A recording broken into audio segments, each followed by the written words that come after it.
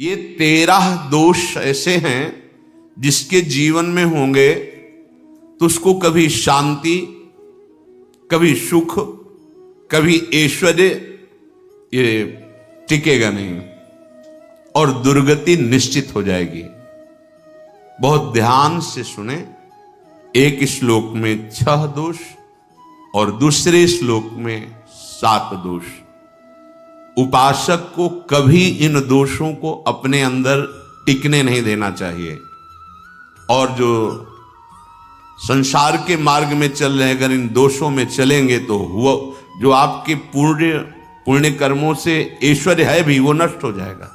आप दुख, चिंता, शोक से ग्रसित होकर बड़ा दुख में जीवन व्यतीत करेंगे और आपकी गति बिगड़ जाएगी, दुर्गति हो जाएगी। विकत्थनः स्पृहायुर्मनस्वी बिभ्रत कोपम चपलो अरक्षणश्च एतान् पापाः षण्णराः पाप धर्मान् प्रकुर्वते नोत्र सन्तः सुदुर्गे संभोग संविद विषमोति मानी दत्तानुतापी कृपणो बलीयान् वर्ग प्रशंसी वनितास्तु देष्टा एते परे सप्तनशंस वर्गाः। जो अपने मुख से अपनी बड़ाई प्रशंसा करता है, ये 13 लिख लो दिमाग में, डायरी में, क्योंकि ये नोट हो रहा है, आवाज डाली जाएगी, आप बार बार सुन। इनसे बचिए। अपनी बड़ाई, अपनी प्रशंसा कभी अपने मुख से नहीं करना, नहीं तो आपके पुण्य नष्ट हो जाएंगे, बुद्धि भ्रष्ट माने गिर जाएगी। अगर परमार्थ में चल रहे हैं तो भी, और व्यवहार में तो पुण्य नष्ट हो ही जाएंगे। बुद्धि गिरी हुई तभी ऐसी बात होती है। और यह दोष बहुतायत है, ये बहुत प्रभावशाली है। अपनी बड़ाई मारना, इसको देख लो, पकड़ो, सत्संग है। अपने मुख से कभी अपनी बड़ाई ना करना। अगर कोई अपने मुख से अपनी बड़ाई करता है तो उसके सुकृत नष्ट हो जाते हैं, बुद्धि भ्रष्ट माने गिर जाती, पतित हो जाती है, फिर निर्णय ठीक नहीं। अगर हमारा सारथी, हमारा ड्राइवर मूढ़ हो तो कहीं भी हमको गिरा देगा, तो वो बुद्धि भ्रष्ट मतलब गिर जाती है, निर्णय करने लायक नहीं रहती। अपनी प्रशंसा अपने मुख से करना। दूसरा, लोलुपता, ये वृत्ति नहीं होनी चाहिए। धर्म से चलेंगे, धर्म के द्वारा जो हमें प्राप्त होगा उसी से हम अपना भरण पोषण करेंगे। आपके बच्चे स्वस्थ होंगे, बुद्धिमान होंगे, परिवार में बहुत सुख और शांति होगी। भले दीपक की तरह जलो, बहुत काल तक रहेगी। लक्ष्मी जी भी आपके घर में बहुत काल, हम ये नहीं कहते कि बहुत नहीं, जितनी है बहुत सुख शांति से चलोगे। अगर लोलुपता करोगे, हिंसा, छल कपट, व्यभिचार, चोरी, ऐसे धन आ जाए, वो आएगा, लेकिन वो हाइलोजन की तरह आएगा, एकदम प्रकाश और फ्यूज, बिल्कुल अंधकार करके जाएगा। देख लेना, तुम्हारे जो सुख के हेतु हैं, तुम्हारा शरीर, तुम्हारे बच्चे, तुम्हारी पत्नी, तुम्हारा परिवार, उसको देख के तुम रात दिन जलोगे बिना आग के। ऐसे उनके आचरण होंगे, ऐसे उनके अंग होंगे, ऐसे उनके दिमाग होंगे, ऐसा उनका व्यवहार होगा। ये लोलुपता अगर उपासक में या किसी में है तो उसको नष्ट कर देती है। सावधान। तीसरा, यदि आपका अपमान होता है तो आपको उसे सहन करना होगा, उससे आपके पाप नष्ट हो जाएंगे। जो तनिक सा भी अपमान होने पर बहुत क्रोध करके दूसरे का अपकार करने लगता है, ये आपका पतन करा देगा, ये आपको फंसा देगा, हृदय जलेगा, अर्थव्यवस्था नष्ट होगी, पूरा परिवार दुखी होगा। जरा सा अपमान की संभावना में आप किसी से भी भिड़ गए, किसी से भी, वो ये प्रवृत्ति आपका पतन कर देगी। उपासक में तो अपमान सहना अमृत है, नीचा अपमानम सुधा, पर व्यवहार में भी ज्यादा उत्तेजित मत होइएगा। ये तो कुछ मिनट की बात है। अगर आपने उसे मारा पीटा, रिपोर्ट हुई कानून की, ओ फंसते चले जाओगे, अर्थ जाएगा, समय जाएगा, चिंतन जाएगा, बहुत तरह से हानि हो जाएगी। अगर आप सह गए तो आपका सहना उसके लिए आग बन जाएगा। उमा क्षमा साप होते भारी। तुम्हें दंड देने की जरूरत नहीं, उसका एक कर्म ही उसे दंड दे देगा। आप शांत हो जाइए, आप सत्संगी हैं, आप शांत रहिए। चौथा, निरंतर क्रोध और उसका चिंतन। बैठे बैठे बस द्वेषियों का चिंतन ही हो रहा है, अंदर क्रोध का चिंतन और द्वेषियों का चिंतन ही हो रहा है। द्वेष भरी बातें, द्वेष भरे क्रियाएं, उन्हीं का चिंतन करके जलते रहना क्रोध से। उपासक को तो क्रोध करना ही नहीं चाहिए, बहुत शांत। ठीक है, अभ्यास में कभी क्रोध हो सकता है, उसको फिर समन करो, अंदर से प्रायश्चित, जैसा कि अब गलती हुई, आगे नहीं करेंगे। और व्यवहार में भी क्रोध को आप पीना सीखें।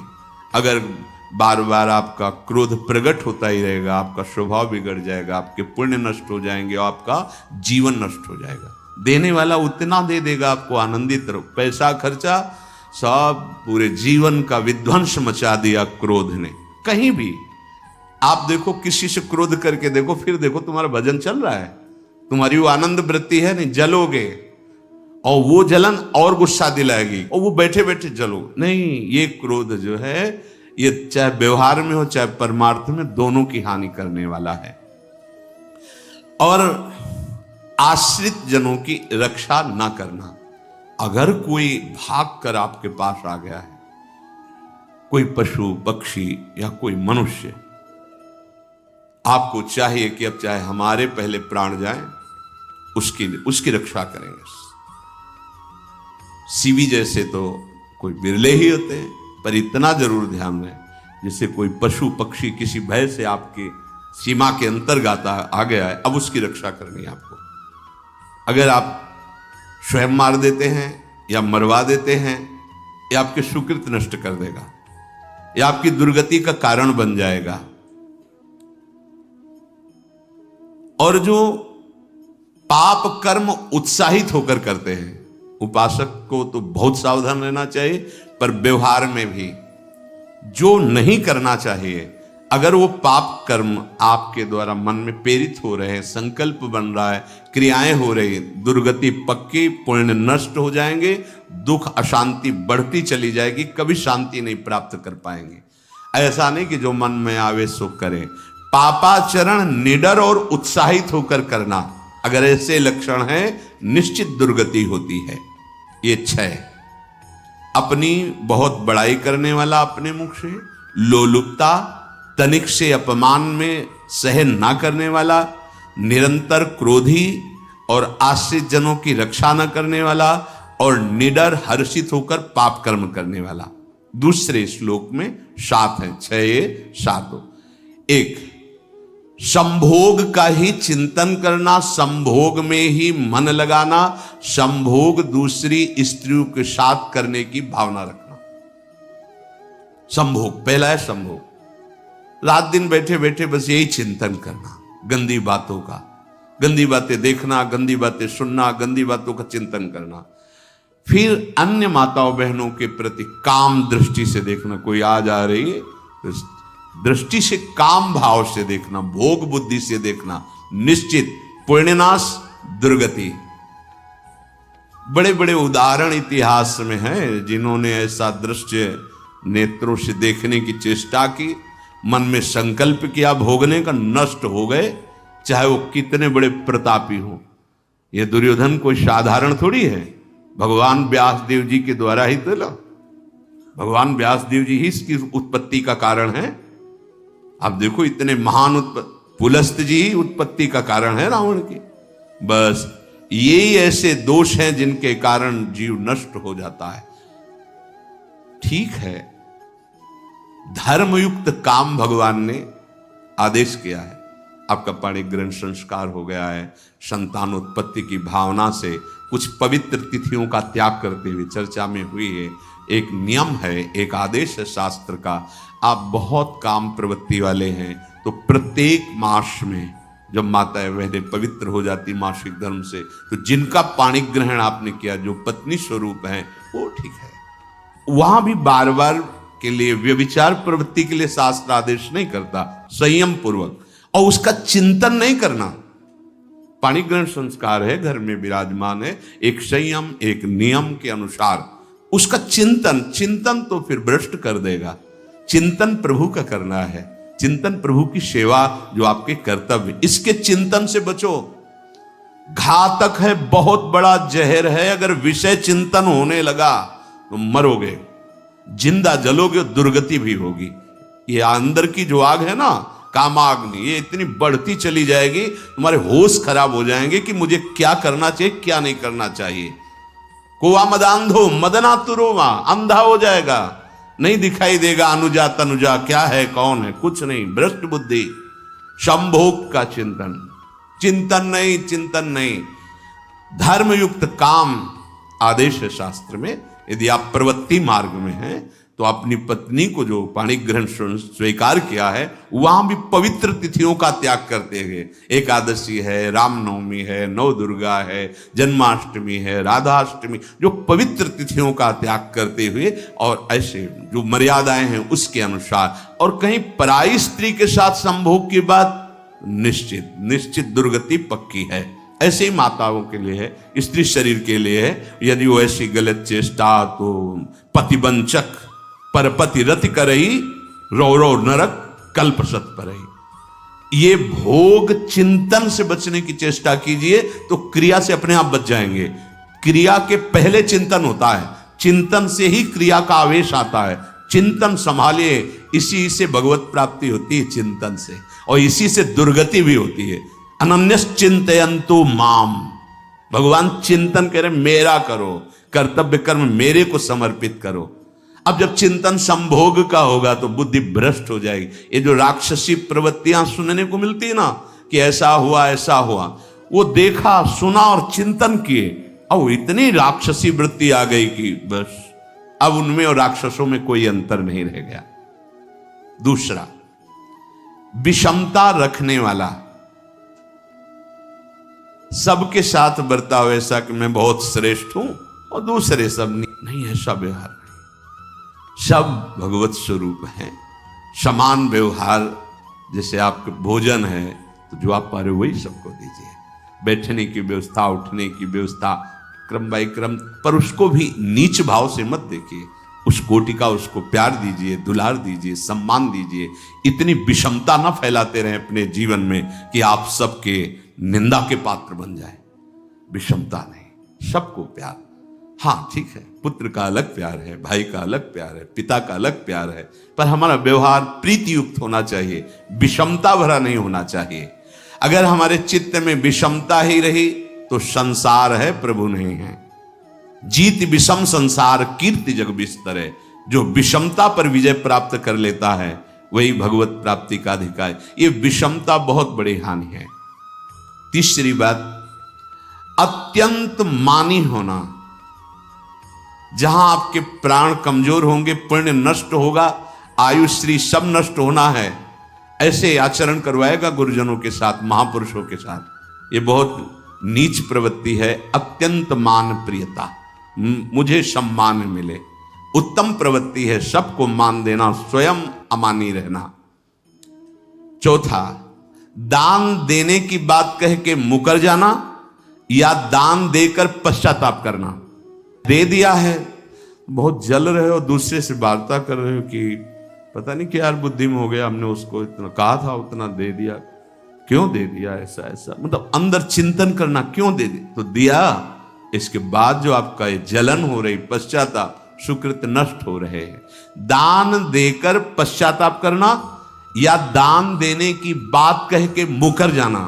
जैसे आपने कह दिया आपको इतना इतना ऐसा, अब आप मुकर गए, ब्याज सहित तुम्हें देना होगा, ये तुम्हारी दुर्गति का कारण बन जाएगा। ऐसे ही नहीं बोलना चाहिए, बहुत होश से। वाणी एक अमोल है, जो कोई बोले जान, ये तराजू तौल के तब मुख बाहर आन। पांचवा, अत्यंत कृपण होना। ना परिवार को सुखी कर पा रहा, ना अपने को सुखी कर पा रहा है। एक एक सिक्का बैंक में जो मर गया। धन की वास्तविक गति यही है कि अपने परिवार को खूब उसकी अनुकूलता प्रदान करो, उसमें से कुछ हिस्सा किसी ऐसे को जिससे तुम्हें बदले में कुछ लेने की भावना ना हो। कोई साधु महात्मा, गाय, पशु, पक्षी, किसी भी जीव बीमार है शरीरधारी, उसके जिससे कुछ कभी लेने की भावना ना हो, एहसान की भावना ना हो। सो धन धन्य प्रथम गति जाकी, धन्य हो गया उसका धन। अब वो कृपण का धन किसी काम में ना स्वसुख, ना परिवार के सुख, ना धर्म कार्यों में, व्यर्थ जीवन चला गया। उसी धन का चिंतन करना, उसी का संग्रह करना और उसी की रक्षा करते करते शरीर छोड़ देना, तो चिंतन बिगड़ गया। तो कह रहे हैं जो कृपणता है और अर्थ और काम की प्रशंसा, उसी की चर्चा, उसी का चिंतन, रुपया और भोग, उसी की चर्चा कर, जहां बैठे रुपया की चर्चा, भोग की चर्चा, जहां एकांत में बैठे उसी का चिंतन, कैसे रुपया बढ़े, कैसे भोग मिले। और अगर अवसर मिला तो रुपया अधर्म से आवे चाहे धर्म से, उसको इसकी कोई परवाह नहीं। भोग चाहे धर्म से हो चाहे अधर्म से, जिसका अर्थ और काम भोग ही चिंतन है वो धर्म नहीं। जिसका धर्म चिंतन का विषय है तो अर्थ और काम भी ऐसा होगा जो मोक्ष प्रदान करने वाला हो। धर्म, अर्थ, काम, मोक्ष। और जो बालक, स्त्री, पागल, असहाय, जो इनकी रक्षा न करके इनकी हानि करता है, दुर्गति निश्चित है। माना आपकी पत्नी है, उसका स्वभाव बिगड़ा हुआ है, क्रोधी है, कटु वचन बोल, लेकिन आपके ही प्रारब्ध के लिए, माना आपका पति ऐसा स्वभाव वाला है, पर आपके ही प्रारब्ध से तो संयोग बना है आकर, अब इसका निर्वाह कर ले जाओ तो पवित्र हो जाओगे दोनों। और अगर झगड़ा और लड़ाई और मारपीट और कहीं हिंसादि के रूप में उतर गए तो फिर और करनी बिगड़ गई। बालक है, आप उसको ज्ञान नहीं कि आप पवित्र है, कि आप पवित्र है, उसको ज्ञान नहीं कि आप उसके साथ व्यवहार अच्छा कर रहे हैं कि बुरा कर रहे हैं। रक्षा करनी है आपको, शोषण नहीं करना। कह रहे हैं स्त्री, बालक और पागल, जैसे विक्षिप्त है, पागल है, आपको रक्षा करनी है। बन जाए तो उसको भोजन, ऐसा नहीं कि ईंट मारो, उसको अपमानित करो। उसकी बुद्धि खराब है, प्रारब्धवशात खराब हो गई है, तो शास्त्र आज्ञा करता है स्त्री, बालक, जैसे पागल, विक्षिप्त आदि हैं, असहाय है, असमर्थ है, बूढ़ा है, वो आप सेवा भी करो तो वो गाली दे सकते हैं, उनकी बुद्धि बिगड़ गई। आपको उनको दंड नहीं देना, मारना नहीं है आपको। मान लो आपके बड़े बूढ़े बुजुर्ग जन हैं, आप सेवा भी कर रहे हो तो आपको कटु वचन बोल सकते हैं, आपकी निंदा कर सकते हैं, लेकिन आपको उनके साथ व्यवहार सद करना है। अगर आपने इन दोषों को स्वीकार किया तो निश्चित आपकी दुर्गति होगी, ना इस लोक में आपको शांति मिलेगी ना परलोक में। इसलिए इन दोषों को बार बार सुन करके और हृदय में जांचो कि कहीं है तो नहीं, अगर है तो सत्संग, भजन बल, भगवत प्रार्थना के बल से इन दोषों का त्याग कर दो, जीवन मंगलमय हो जाएगा। शेष चर्चा आगे। श्री राधा वल्लभ लाल।